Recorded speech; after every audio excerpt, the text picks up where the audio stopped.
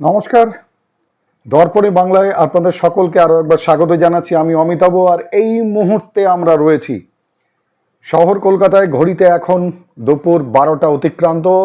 আর আজকের সোজা কথা সোজাভাবে বলার আগে সোজা কথা যেটা বলতে চাই আপনাদের উদ্দেশ্যে, যে সোজা কথা এটাই যে গত যেদিন রাত্রে আছড়ে পড়ার কথা ছিল আমাদের রমেল বা রেমাল বা রিমেল, যে নামেই ডাকছেন সবাই, ওমানের দেয়া নামের এই ঘূর্ণিঝড়, সেদিন আমরা একটা অবাক জিনিস দেখেছিলাম। কারণ আমরা সোজা কথা সোজাভাবে বলি, কিন্তু যারা সোজা কথাটাকেই অতিরঞ্জন করে তোলার চেষ্টা করেন, নামকরা একটি মিডিয়া বৈদ্যুতিন মাধ্যম, তারা রীতিমতো ঝড়ের কাউন্টডাউন শুরু করেছিলেন। মানে এটাও দেখতে হলো আমাদের দর্শকদেরকে যে রকেট লঞ্চারের মতো রকেট যখন উৎক্ষেপণ করা হয় মহাকাশে, ঠিক তার মতো 3 ঘন্টা 2 ঘন্টা 59 মিনিট কোথায় আছে রেমাল, সঙ্গে মনে হচ্ছিল হলিউডের কোনো যুদ্ধ বিগ্রহ কিংবা একটা বড় অ্যাডভেঞ্চার আর অ্যাকশন ধর্মী সিনেমা দেখছি, তার ব্যাকগ্রাউন্ড মিউজিক, আর তারস্বরে চিৎকার করছেন আমাদের সেই নিউজ অ্যাঙ্কার। মনে হচ্ছিল একটা চিত্রনাট্য দেখছি, যে চিত্রনাট্যে শুধু অপেক্ষায় কতটা বিধ্বংসী হবে, কতটা তছনছ হবে, আর কতটাই মানুষ বিপদগ্রস্ত হবে, সেটা দেখার জন্য যেন তারা এই কাউন্টডাউন শুরু করেছিলেন, যেন নববর্ষ আসছে, ইংরাজি বা বাংলা, কিংবা রকেট লঞ্চিং হতে চলেছে, আমরা পাড়ি দিচ্ছি অজানা ভিন কোনো গ্রহের উদ্দেশ্যে। ঠিক এরকম উত্তেজনা তৈরি করা হয়েছিল, একটা বিধ্বংসী ঝড় যা মানুষকে ক্ষয়ক্ষতি আর আমাদের শুধুমাত্র আতঙ্ক উপহার দেয়।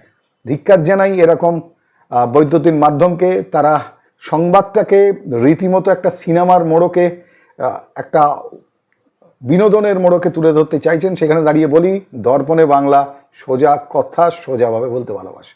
তাই আজকে সকালটা টানটান উত্তেজনার, কারণ আজকে সকাল থেকে শহর কলকাতায় যখন উত্তেজনা তৈরি হয়েছে, কিংবা বলুন ব্যস্ততা তৈরি হয়েছে, একেবারে সদা জাগ্রত প্রহরীর মতো ভূমিকায় রয়েছে আমাদের প্রশাসন এবং পুলিশ থেকে শুরু করে ট্রাফিক।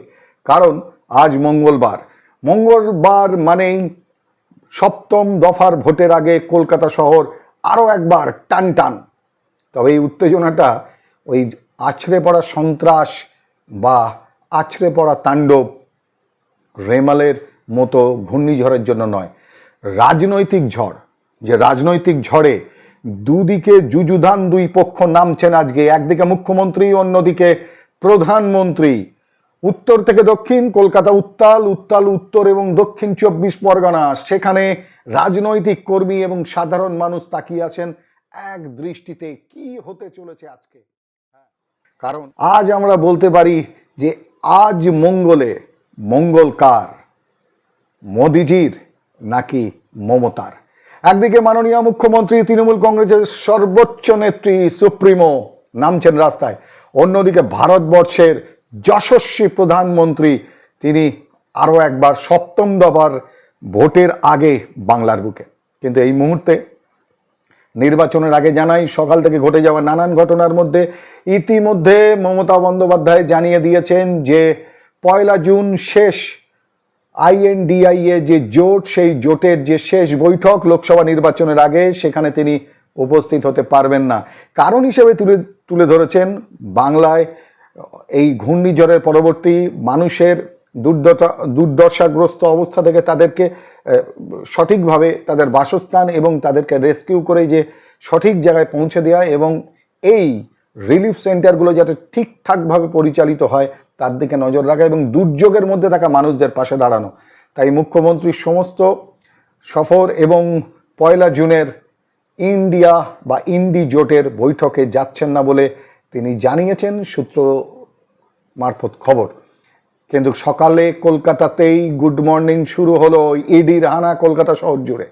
কলকাতা শহরে এবার মহিষবাতান এবং সেই সঙ্গে সঙ্গে রাজারহাটে ভিন রাজ্যের অর্থনৈতিক প্রতারণার দায়ে বা আর্থিক প্রতারণার দায়ে ইডি অভিযান চালালো মহিষবাতানে এক হোটেল ব্যবসায়ীর বাড়িতে, এবং সেই সঙ্গে সেই কোম্পানির অন্যতম ডিরেক্টর যার বাড়ি রাজারহাটে, সেই রাজারহাটে সকাল থেকেই ইডির আগমন বাংলায়।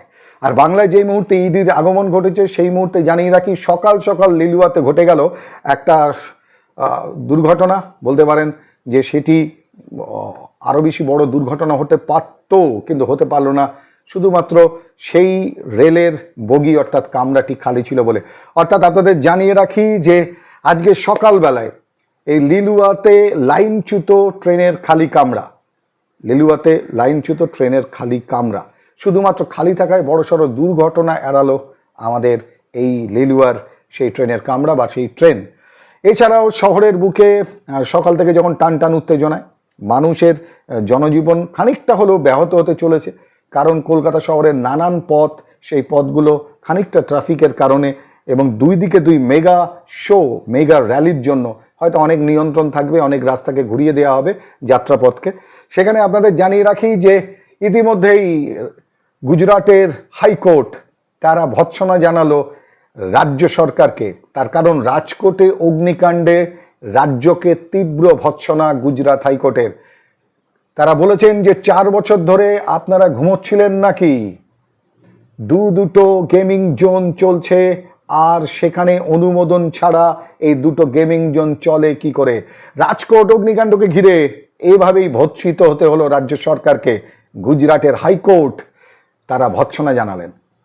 নানান খবরের মধ্যে দিয়ে আপনাদের জানিয়ে রাখবো এই মুহূর্তে আয়লা, আমফান, ইয়াস, ফনি, বুলবুল এবং সেই মে মাস যেখানে তারা আছড়ে পড়েছিল সেখানে দাঁড়িয়ে আরও একটা ঝড়, যে ঝড়ের পরবর্তী গতিপথ ছিল বাংলাদেশে, এবং ইতিমধ্যে সেই রেমাল তার অবস্থান কি এবং এই অবস্থায় এই সময় দাঁড়িয়ে তার ঠিক কিভাবে সে তার সেই তাণ্ডব চালাচ্ছে। এই মুহূর্তে আপনাদের জানিয়ে রাখি যে বাংলাদেশ ময়মনসিংহ হয়ে এই ঝড় ইতিমধ্যে মেঘালয়ের বিস্তীর্ণ অঞ্চলে প্রবেশ করেছে এবং সেই মেঘালয়ের নানান জায়গাতে বৃষ্টিপাত শুরু হয়েছে, কারণ কালকেই আপনাদের জানিয়েছিলাম যে এই ঝড় পরিণত হতে পারে ঘূর্ণিঝড় থেকে একটি ভারী নিম্নচাপে, যার ফলে হবে বৃষ্টি। মেঘালয়ের নানান স্থানে বৃষ্টি চলছে এবং সিলেট সহ বাংলাদেশের প্রান্ত এরিয়া সীমানা বরাবর সেখানেও নানান স্থানে বৃষ্টি, এবং এই মুহূর্তে রেমাল বৃষ্টি হয়ে নিম্নচাপ হয়ে অবস্থান করছে ত্রিপুরা এবং তার গতিপথ মেঘালয় হয়ে আসামের দিকে। নানান স্থানে কম বেশি বৃষ্টি হয়ে আসামে গিয়ে এই রেমাল তার যাত্রাপথকে সমাপ্তি জানাবে। এবং এই মুহূর্তে পশ্চিমবঙ্গের যে নদী উপকূল সেখানে খবর সত্যি খুব খারাপ, কারণ সেখানে নানান জায়গায় বাঁধ ভেঙেছে এবং সেই বাঁধ ভেঙে হুড় করে জল ঢুকেছে নদীর। ইছামতি থেকে শুরু করে রায়মঙ্গল, সন্দেশখালী থেকে শুরু করে বরুণাহাট, হাসনাবাদের প্রত্যন্ত অঞ্চল প্লাবিত, এবং সেখানে নদীর জলের মধ্যে দিয়ে রিলিফ সেন্টারে থাকা মানুষ তার হাহাকার করছেন, কারণ অধিকাংশ মাটির বাড়ি ইতিমধ্যে ধূলিসাৎ হয়ে গেছে, ছাদ উড়েছে অনেক ঘরের, এবং রেমাল তার ক্ষতচিহ্ন, তার স্মৃতিচিহ্ন, যে ভয়ঙ্কর স্মৃতিচিহ্ন উপহার দিয়ে গেছে আমাদের সুন্দরবন এবং নদীমাতৃক বাংলার বিভিন্ন প্রান্তের মানুষ। তাদের কাছে দুর্দশার এক চিত্র তৈরি হয়েছে, যার থেকে বেরিয়ে আসতে তাদের খানিকটা হলেও সময় লাগবে। কাজ করছেন প্রশাসন এবং অবশ্যই দৃষ্টি রয়েছে বিভিন্ন সংগঠন যারা এগিয়ে এসছেন, সেই সঙ্গে সঙ্গে সরকারি প্রশাসন রিলিফ সেন্টারের আয়োজন করেছেন, বিভিন্ন সমাজসেবী সংগঠন তারাও এগিয়ে গেছেন। ঠিক তার মধ্যে আজকে কলকাতা নতুন করে স্তব্ধ হতে চলেছে। তবে এই সন্ত্রাস বা ঝড়ের তাণ্ডবে নয়, এক নতুন করে ইতিহাস তৈরি করার। একদিকে হাঁটছেন বাংলার মুখ্যমন্ত্রী, বাংলার রাজ্যের মুখ্যমন্ত্রীর পাশাপাশি তিনি সর্বভারতীয় তৃণমূল কংগ্রেসের সর্বোচ্চ নেত্রী, সুপ্রিমো। তার নিজস্ব একটা আলাদা করে ইমেজ রয়েছে এবং ইমেজের পাশাপাশি তার প্রচুর ফ্যান ফলোয়ার্স রয়েছেন এবং আন্দোলন থেকে উঠে আসা একজন নেত্রী। অন্যদিকে ভারতবর্ষের প্রধানমন্ত্রী, এবং যার কথা শুনতে বহু মানুষ পছন্দ করেন এবং তার বক্তৃতা রীতিমতোভাবে শরীর জুড়ে একটা শিহরণ তৈরি করে। দুই দিকে দুই মেগাস্টার, আর তার মধ্যিখানে আমরা রয়েছি মঙ্গলবার। হ্যাঁ, মঙ্গল কার পক্ষে, আর সেটা দেখার জন্য অপেক্ষা করছেন আমাদের সমগ্র দর্শকরা, সেই সঙ্গে সঙ্গে ভারতবাসী, পৃথিবীবাসী, এবং অবশ্যই যাদের নজর লোকসভা ভোটকে কেন্দ্র করে ভারতবর্ষে। মঙ্গল কার, মোদিজির নাকি মমতার? আপনাদের জানিয়ে রাখি মোদিজি এই মুহূর্তে কলকাতাতে যে তার পরিকল্পনা রয়েছে এবং পরপর বেশ কিছু কর্মসূচি নিয়ে তিনি রয়েছেন, এবং আগামীকালকেও তিনি কলকাতাতে থাকবেন, কারণ আগামীকাল কাকদ্বীপের জনসভা।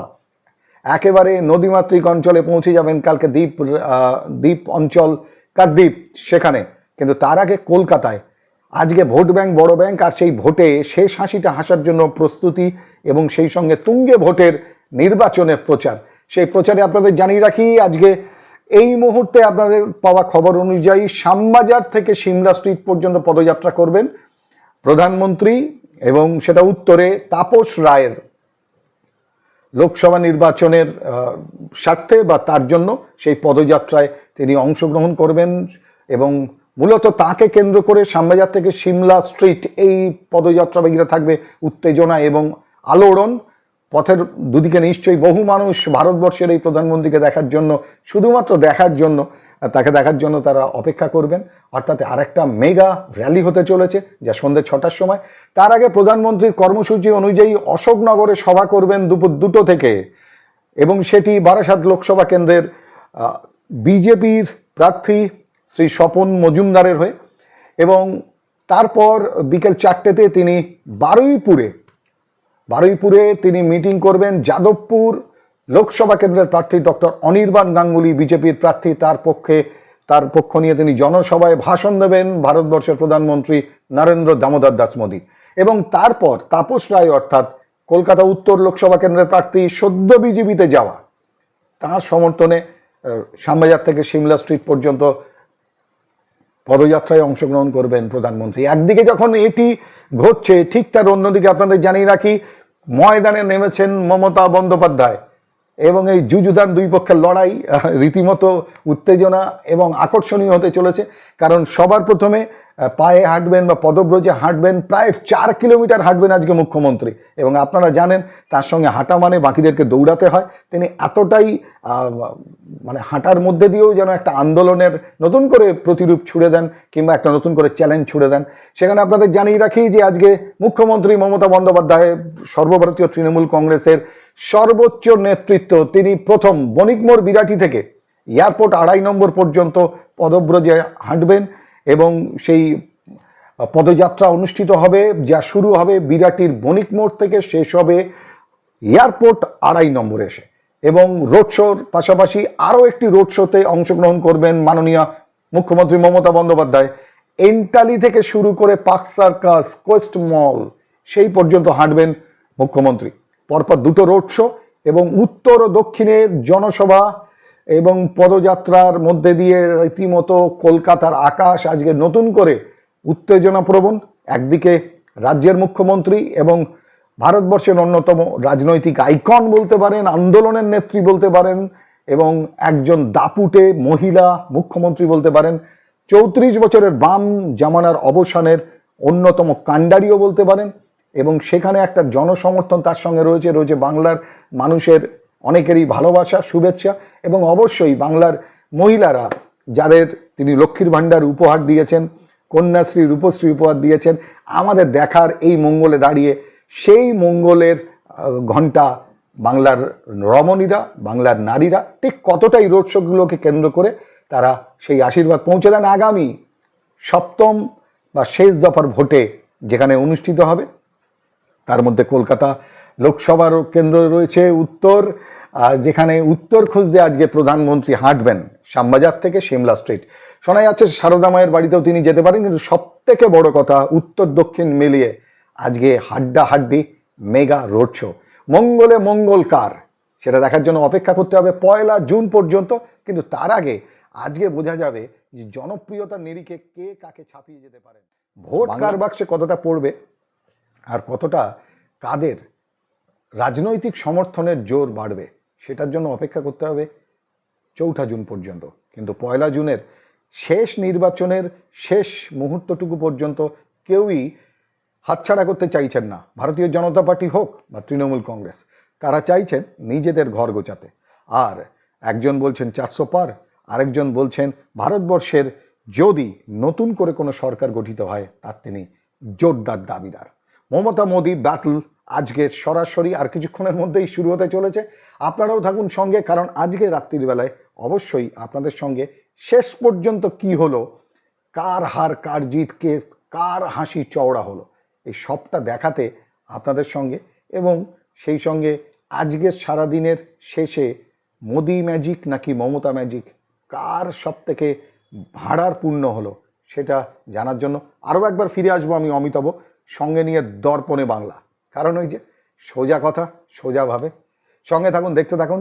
যারা সাবস্ক্রাইব করেননি ঝটপট সাবস্ক্রাইবটা করে ফেলুন। আর হ্যাঁ, 1 জুন থেকে নতুন রূপে দর্পণে বাংলা, নতুনভাবে আকর্ষণীয় এবং প্রত্যেক দিন প্রাইম টাইমে সারা দিনের নানান খবর নিয়ে, এবং সপ্তাহে একদিন অন্তত টক শো।